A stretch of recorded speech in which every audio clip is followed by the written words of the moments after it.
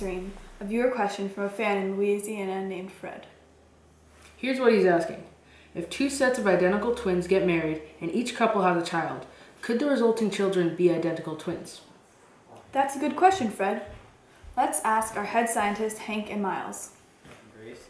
To answer this question, we need to decipher the difference between fraternal and identical twins. Fraternal twins come from two separate eggs and sperm. So, the only thing shared between the two is the date of their birth.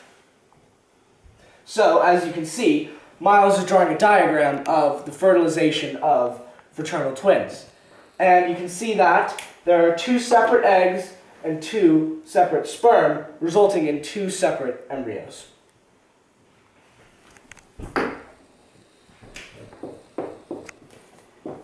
Identical twins are from the same egg, but when the egg starts to divide and grow into one baby, it instead separates and divides into two separate babies.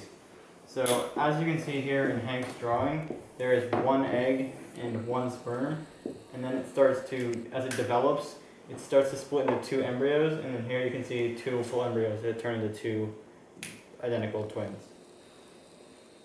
Now that we have an understanding of the difference between identical and fraternal twins, let's talk about how meiosis affects twins.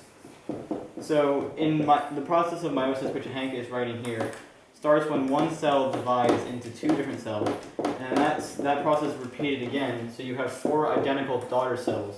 And these four daughter cells are gametes, which are sex cells that make sperm and eggs.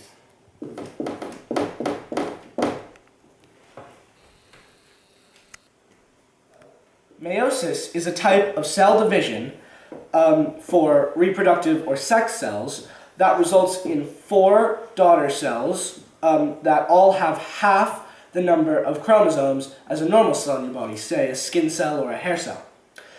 And meiosis determines the genes that form traits in your body that are later passed down to generations. So as Miles is writing, meiosis determines the phenotypes and genotypes of the offspring, which then result in traits in the twins.